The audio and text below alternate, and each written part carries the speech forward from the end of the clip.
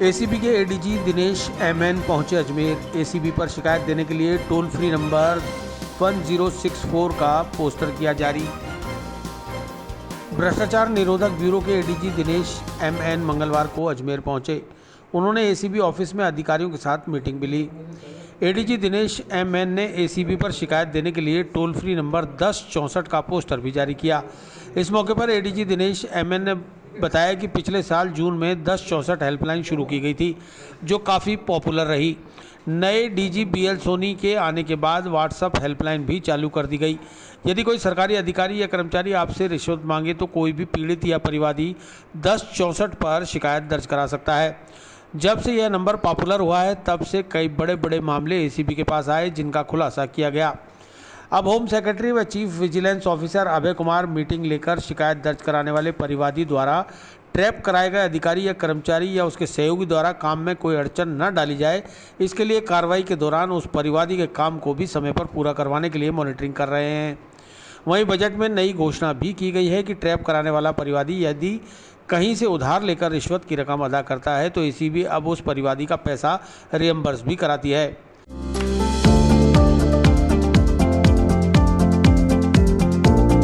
Mohan watch and mobile Ajmer शहर में 4 प्रतिष्ठान, आपकी अपनी मोबाइल की दुकान। हेलो एवरीवन, मैं मोहन वॉच एंड मोबाइल पे आपका सभी का स्वागत करता हूँ। मेरी अजमेर में 4 दुकानें हैं। आप कहीं भी जाइए, आपको सभी जगह सेवा भरपूर मिलेगी। आ जाइए मोहन वॉच एंड मोबाइल पे, आपकी अपनी दुकान, जहां आपको मिलेंगे हर ब्रांड के लेटेस्ट मोबाइल और एसेसरीज, वो भी सबसे कम और किफायती दरों पर। मोहन वॉच एंड मोबाइल, कचहरी रोड, नसीराबाद रोड, वैशाली नगर और स्टेशन रोड, अजमेर।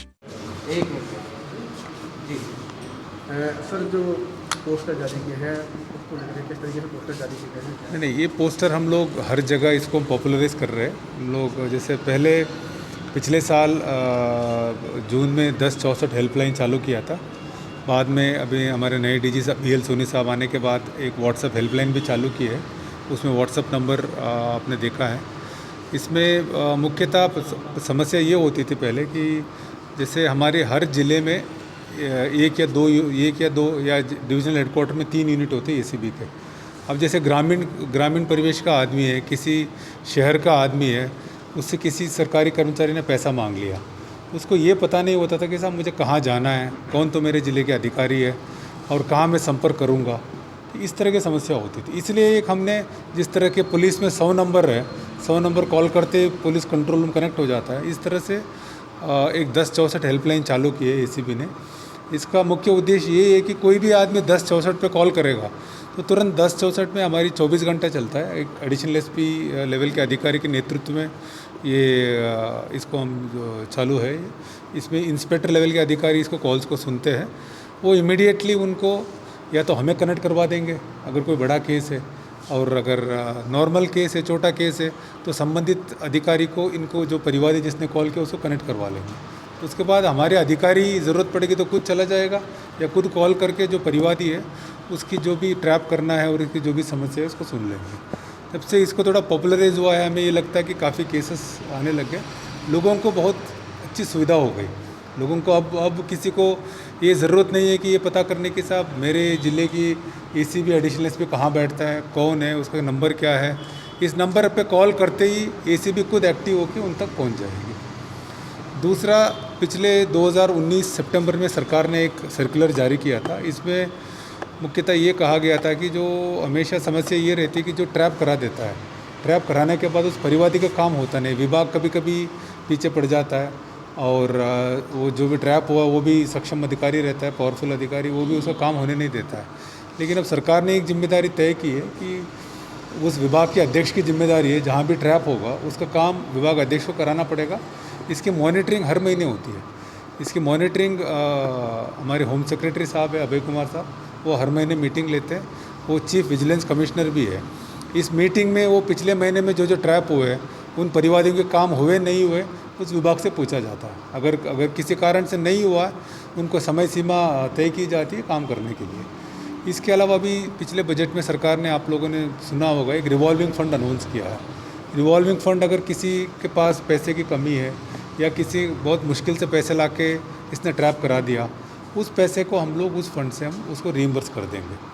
मुझे लगता है कि इन सारे जो प्रोएक्टिव मेजर्स है, इससे लोगों का और विश्वास बढ़ेगा और काफ़ी लोग हमारे पास आएंगे। इस मौके पर भ्रष्टाचार निरोधक ब्यूरो अजमेर के पुलिस अधीक्षक समीर कुमार सिंह, अतिरिक्त पुलिस अधीक्षक भोलाराम, सीपी शर्मा सहित अन्य अधिकारी मौजूद रहे। एसीबी अधिकारियों के साथ हुई चर्चा की जानकारी देते हुए एडीजी दिनेश एनएम ने बताया कि राजस्व मंडल में हाल ही में हुए भ्रष्टाचार प्रकरण के मामले में अधिकारियों से चर्चा की गई है। उन्होंने बताया कि इस प्रकरण में फर्दर इन्वेस्टिगेशन के लिए एसपी समीर कुमार सिंह के नेतृत्व में एक टीम का गठन किया गया है, जिसे सीपी शर्मा लीड करेंगे। इस मामले में एसीबी पूर्व में RAS BL मेहरा, सुनील शर्मा और दलाल शशिकांत जोशी को गिरफ्तार कर चुकी है। उनकी निशानदेही पर एसीबी द्वारा किए गए सर्च में कई साक्ष्य निकलकर सामने आए हैं।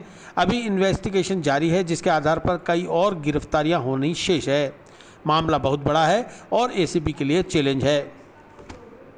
हाँ, आप पूछो, मैं बताऊंगा। आप पूछने आज यहाँ पे आए हैं, तो क्या उद्देश्य है यहाँ का? किस तरीके से पेश आपने दिए या कुछ सुझाव दिए? क्या है? नहीं, एक तो दो उद्देश्य थे। एक तो हमारे एसीबी जो अजमेर की जो ऑफिसर्स है उनसे मिलने का था। इसके अलावा अभी जो रिसेंटली रेवेन्यू बोर्ड में जो केस हुआ है उसके बारे में वो पूरा हमारे एसपी साहब के निर्देशन में हुआ था और उसके बारे में चर्चा करने के लिए IO है, CP शर्मा है वो, और एसपी साहब की टीम, और उनके साथ चर्चा करने के लिए क्या एविडेंस मिला है, वो आगे क्या प्रोग्रेस करनी है, इसके बारे में चर्चा करने के लिए आया। क्या है अब तक क्या सामने आया है? नहीं, अभी तक जो प्राइमरी जो एविडेंस मिले थे उनके हिसाब से 3 लोगों को अरेस्ट कर लिया है। कुछ लोगों को हमने नामजद किया है और काफ़ी यहाँ सर्चेस किए हैं। सर्च में जो डॉक्यूमेंट्स मिले हैं और कुछ डायरिया मिली है, कुछ पर्चियाँ मिली है, प्लस हमारे इसके अलावा भी व्हाट्सअप चैट्स है और हमारे पास और भी काफ़ी कंप्लेंट्स भी आ रहे हैं जहाँ लोग कह रहे हैं कि हमसे भी पैसा मांगा था। तो इस तरह से सारे जो एविडेंसेस हमारे पास आए हैं उनके ऊपर हम इन्वेस्टिगेशन करेंगे। उसमें जिन जिन का जैसे जैसे रोल आएगा उसके हिसाब से कार्रवाई करेंगे। सर, चेयरमैन की क्या भूमिका अब तक सामने आई? अभी तक हम आगे इन्वेस्टिगेशन में आएगा, ठीक है। अभी उनकी वहाँ भी सर्च की थी हमने, ठीक है। और कोई भी अगर ऑर्डर में अनॉमली हो, प्रोसीजर अगर गलत किया हो, अगर पैसे लेन देन की अगर इन्वेस्टिगेशन में एविडेंस मिलेगा तो उस हिसाब से कार्रवाई होगी। सर, दलाल की और जो सदस्यों की बातचीत रिकॉर्ड हुई थी उनमें भी कहीं ना कहीं चेयरमैन का नाम भी आया था, तो उसको लेकर के कुछ होता है? नहीं, किसी के उनके नाम लेने से केस बनेगा नहीं। केस बनाने के लिए हमारे पास कोरोबोरेटिव एविडेंस होनी चाहिए। सिर्फ कोई किसी का नाम ले ले उस बेसिस पे हम किसी को अरेस्ट नहीं कर सकते। सर, और भी कोई सदस्यों की मिली भगत होगी इसमें? मतलब बहुत सारे सदस्य और भी हैं? नहीं, अभी कुछ कॉल्स में कुछ नाम आए हैं, लेकिन उसको कोरोबोरेटिव एविडेंस जैसे मिलेगा उसके हिसाब में कार्रवाई होगी। सर, जो सीज किए हैं कमरे, उनमें से अभी भी कोई कमरे हैं जो खुले नहीं हैं? नहीं, अभी तीन जगह सर्च करना बाकी है। एक तो इनकी जो एडवोकेट है उनके ऑफिस है, प्लस जो 2 सदस्य जो अरेस्ट हुए हैं उनके घर, यहाँ के अजमेर के घर, प्लस उनके ऑफिस, वो करना बाकी है। वो अभी हमारे जो चीफ IO है वो आके करेंगे। इनकी एक स्पेशल टीम बनाई है हमने। जयपुर के एक एडिशनल SP CP शर्मा है, उनके नेतृत्व में जयपुर के 3 अधिकारी है और अजमेर के 2 अधिकारी हैं। और पूरा इन्वेस्टिगेशन हमारे जो SP अजमेर ACB के हमारे समीर कुमार सिंह जी है, उनके नेतृत्व में पूरा होगा। ये पूरा स्पेशल इन्वेस्टिगेशन टीम है ये लोग आगे कार्रवाई करेंगे। सर, वकील दलाल के साथ मिलकर अभी तक लगभग कितने फैसलों में इन्होंने पक्षपात किया है? तो अभी जैसे अभी हम लोग करीब 3-4 महीने से फॉलो कर रहे हैं, उसमें अलग अलग तरीके के एविडेंस है, काफ़ी केसों में किया है, ऐसे हमारे मानना है। तो हम पूरा जैसे हमारे पास जो एविडेंस है उसको हम एनालिसिस करने के बाद ही बता पाएंगे हम लोग। सर, अब तक क्या मतलब इतनी बड़ी आपने कार्रवाई की है, अब तक क्या ऐसा महत्वपूर्ण सामने आया है जिसको लेकर आगे और जो कार्रवाई है वो करनी है? अभी तक मुख्यतः यही आया है कि जैसे जो भी आदेश होता था उससे पहले ये दलाल अधिकारी से मिलकर तय कर लेते थे। जो पार्टी ज़्यादा पैसा दिया उनकी तरफ से ये आदेश कर लेते, उस तरह के एविडेंसेस है। और अलग अलग जैसे स्टे के लिए अलग पैसा है, आदेश के लिए अलग पैसा है, इस तरह के एविडेंसेस हमारे पास आए हैं। उस बेसिस पे इन तीनों को अरेस्ट किया। इसके अलावा कोई जैसे और कोई है सदस्य, ये 2-3 के? नहीं, अभी तो अरेस्ट ये भी आगे इन्वेस्टिगेशन में आगे होगा, इनमें लंबा चलेगा इन्वेस्टिगेशन। उनकी गिरफ्तारी कब तक? नहीं, वो अभी जो प्राइमा फेसी जो एविडेंस है उसके ऊपर नामजद किया है, लेकिन आगे और कोरोबोरेटिव एविडेंस लेना पड़ेगा। ठीक।